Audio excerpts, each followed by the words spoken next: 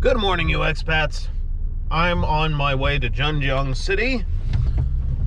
I'm gonna go see an ancient street before I leave the area. I'm already out of the apartment. I've got my caffeine, so you might as well join me for the ride, and we'll go do some sightseeing in the rain. Stick around.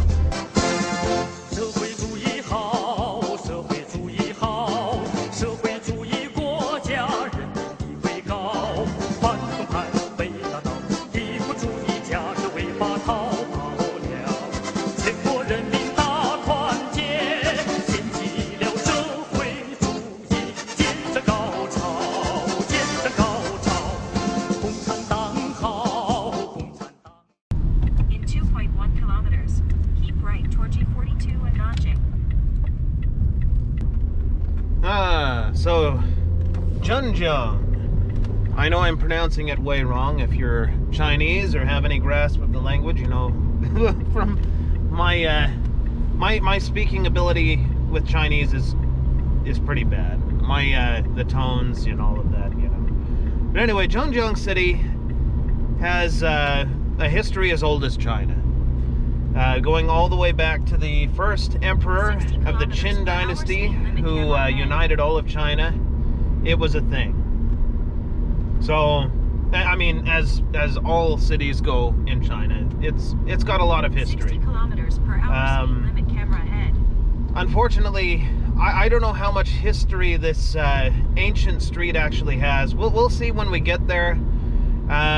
With most of China in the mainland these days, when you go to see some ancient place or some temple, it's not the actual original structure or whatever. It's been rebuilt since like the 70s and 80s. China went through a period of time, the Cultural Revolution, which lasted somewhere around a decade, where they just went rampant, and young people called Red Guards or whatever, they just went and destroyed everything that was old, all old culture, whatever, you know. Look into that.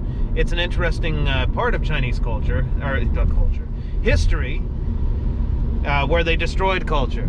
Yes, the Cultural Revolution. So most of the time when I have gone to see something that's old, or some, you know, temple that you've heard about in some story somewhere, it turns out to not actually be that old, and it's from like the 90s or newer, and it's a replica. And usually I look at the buildings and I'm like, huh, you know, I don't think that they had concrete cinder blocks back in ancient times. But now don't get me wrong, if you go to Beijing or somewhere like that, the buildings really are very old. Shanghai, they've got some temples that are thousands of years old. But a lot of China, like I said, they were quite vigorous in destroying most of the ancient stuff, the old culture. However, in 13 kilometers, again, there are some places. If you go to Fujian province, you'll find that I don't know, for whatever reason, the people there were a little more respectful of their history and culture, and they still have old temples everywhere. It literally everywhere. Every little neighborhood has a temple. If you watch some of my past videos, more recent videos that is, where I was in Fujian province, you may notice that there's temples everywhere, old buildings everywhere. It's a very interesting place. I highly recommend visiting when, if ever, things calm down and become normal again, between the United States and China, or the rest of the world and China, I should say. But I guess the point I'm trying to make is, I'm not so confident that this ancient street is actually ancient. I think there probably was an ancient street that was very famous in this place, but I don't know. I guess we'll see.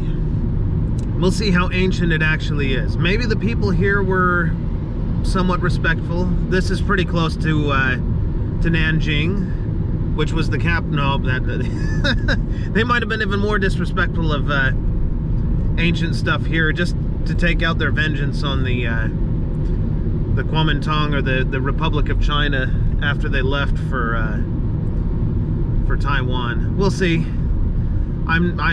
Yeah, it'll be interesting either way. You'll get to see some ancient style Chinese architecture in either case. Should be fun. And yes, I brought my umbrella. I brought everything, in fact. I've because I'm in the process of moving everything out of that apartment, I literally have everything. Now it's a matter of if I can get to the umbrella or not to do sightseeing in the rain. In either case, it should be a fun experience. Yeah, hopefully, I'm hoping it actually is ancient stuff, but like I said, I'm not keeping my fingers crossed. Well, I'm coming into Zhenjiang now, and of course, it's raining just as much as it was a little bit ago. Which means that this will be an interesting experience. I'm going to be doing my sightseeing definitely in the rain with the use of an umbrella. So 400 meters, enter the tunnel. That's okay. We'll still try to enjoy the experience as much as possible. And there's an old story, I don't know how much of this is true or not, but about Zhenjiang and the first emperor who united China for the Qin dynasty. And a lot of it has to do with feng shui and the flow of energy. Well, I know I'm butchering it. Feng shui is something Chinese people, not all Chinese people, I'm not trying to overly generalize, but anyway, they'll have their homes done in a certain way that, you know, affects how the energy flows through the place. But it also affects cities. And Zhenjiang, as the story goes, happened to be situated in such a way with feng shui that it was collecting all kinds of, we'll call it good luck, good energy. And the first emperor of the Qin dynasty decided that they needed to disperse that energy. So he had them way back when dig a tunnel through some of the mountains here to let the energy flow out. Just an interesting story.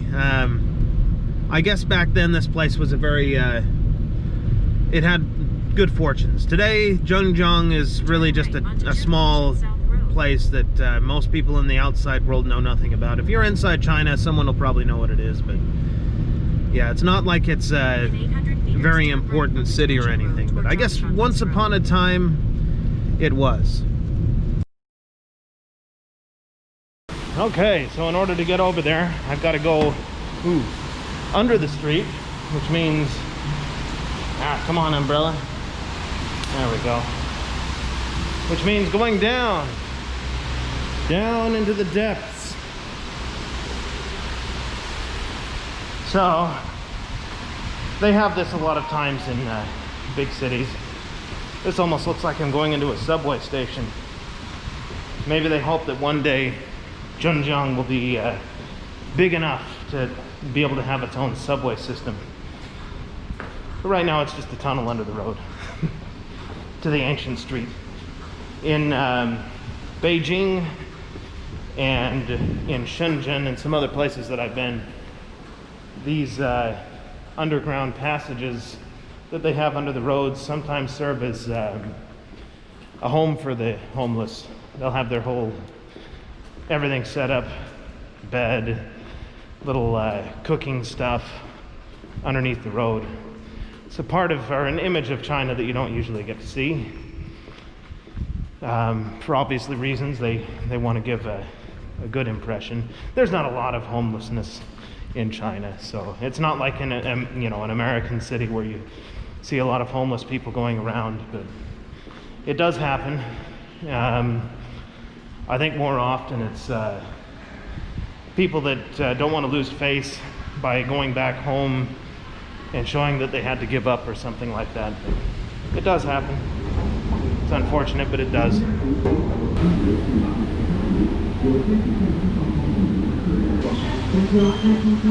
All right, we made it.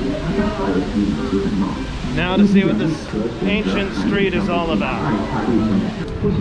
Well, so far I'm seeing modern construction. I'm pretty sure that in ancient times they didn't have steel I-beams.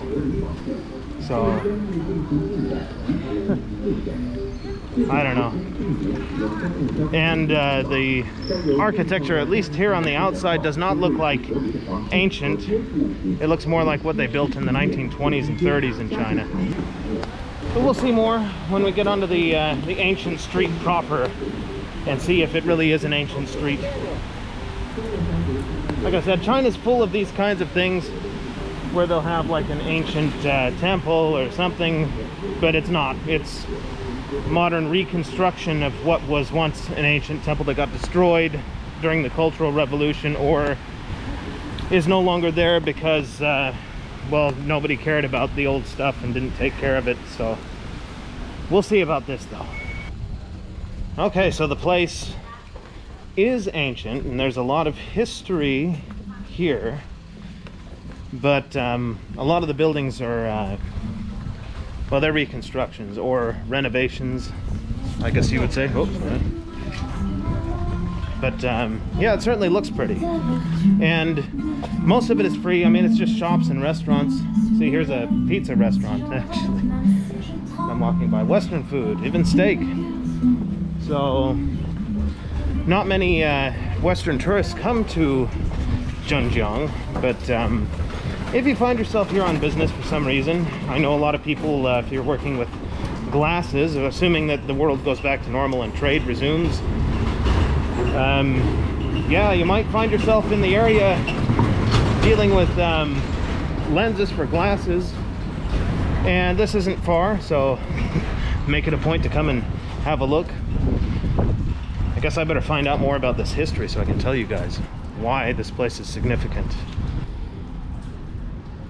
Well, apparently there's a lot of history here having to do with wars between different dynasties, peasant uprisings, and having them put down. I guess this is was a strategic location with a port on the river that connected to the sea, and it's traded back and forth and been fought over. I won't go too much into the history, but apparently Marco Polo had actually landed here at one point. So yeah, there's some connections. Now these buildings and things, I don't think that they were here when Marco Polo was around.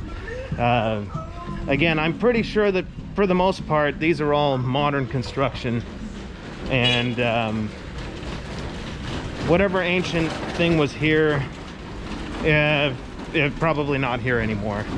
Maybe some remnants, I don't know, if they were to dig into the ground, but none of what I am seeing is ancient. I don't think they would put ice cream parlors and pizza restaurants in ancient buildings. Of course, I could be wrong there. In Fengyang, in Anhui province, they have an ancient drum tower, and for a while when I first came to visit, they had a hair salon built into the side of it. So I guess you never know. But just looking at these, some of them, even the bricks, are actually only slightly thicker than paper. Well, I'm exaggerating, but they aren't even really brick buildings. These ones are. Well, actually, let me get a closer look. Yeah, these are all brick buildings. They make for very beautiful alleyways, good for taking photos. But yeah, I don't think that they'd put a pizza and coffee bar in an ancient structure, so probably not so ancient. Now, some of the buildings that I'm seeing are a little old. I don't think they're really that old, maybe from the again, the 20s or 30s, but it's a typical tourist place. There's all kinds of touristy things to buy if you want to get I don't know, tourist things.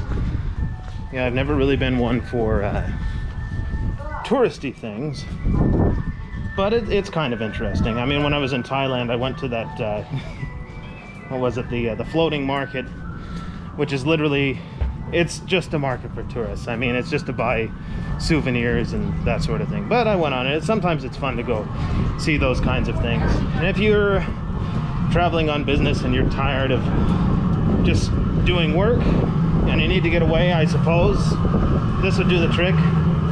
They've got restaurants and that sort of thing. Go see something scenic. None of it is really that ancient, but here in a bit, maybe I'll go up the hill. They've got a temple or a tower or something up there that might be somewhat ancient. Who knows? Again, a lot of that stuff is modern reconstruction of what was once ancient, so who knows? Okay, so the place is quite ancient, and now I have a little bit more information. Shame on me for not knowing this beforehand, but as I said, it's hard to find a lot of information on things in English in China. So this was a ferry crossing, I guess, at one point, which connected the north and the south of China. And some of this actually dates back to the Tang Dynasty. It's very old. As I said, Marco Polo came through here, crossing on the ferry. Again, most of the stuff that I just walked past is not ancient, but there are some ancient structures here, so it might be an interesting place to come. At least you'll get some good pictures and maybe some good food. Right now there's not a lot of tourists here, but yeah, it's a very interesting place. I mean, again, there's some good views. It certainly looks very beautiful. And me with my imagination, I can just picture long ago merchants and people crossing the river with their goods from north to south, doing trade, and these landing points were probably quite a hub for all kinds of activity: trading, food, entertainment. While I was down there, I actually saw they have a platform that's set up to do Chinese opera at times. Right now there's not a lot of tourists, obviously. It's raining, and well, nobody's really doing a lot of tourism activity right now, but if things go back to normal, and they will eventually, this might be a good spot to go. It's not going to be something that a lot of Western tourists are going to go to, but again, if you find yourself in China for work or whatever purpose, I highly recommend coming and having a look. Well worth it. And it'll probably give you a nice little break. So there is a palace. If you follow, there's like a mountain path. It'll be on the maps here locally, it'll say it's a mountain climbing path. It's not really mountain climbing, it's nothing difficult. It's literally a road that goes up the hill. And at the top they have a palace. It says the Taizhou Palace. The sign says it's a pavilion. It's modern construction, made to look like, or in the style of the architecture from back then. And it houses a museum that covers the history and development of Zhenjiang city over the last 3,000 years. Standing here at this spot, you can get a glimpse of some of that. Really great place to get a look at the city skyline. They have some really tall skyscrapers for being a smaller and lesser known city here in China, but certainly a beautiful view, even on a cloudy day like today. Hopefully my pictures come out well. I'm sure I can do some things to make them look as nice as possible. But yeah, probably worth the climb. I believe they sell tickets down at the base. I don't know if they have a ticket office up here, but you can go in and have a look at the museum. I think it's only 30 RMB, which is, you know, like $4 US dollars. So nothing expensive. You may have to have your passport. Hopefully the museum is open on the day you come. For me, I don't think it's open today, but it's in a beautiful building. They have things like this in Japan too. So it's not like you can say it's silly that they built this thing in that style. It's really pretty. It's definitely something to come and have a look at if you have some free time. If you find yourself in the Zhenjiang area, definitely come have a look. Yes, the Yongtai Pavilion. On some of the signs it'll call it the palace, and some it's the pavilion. It's the museum. Definitely worth coming to have a look. You can see it's very beautiful. It looks ancient.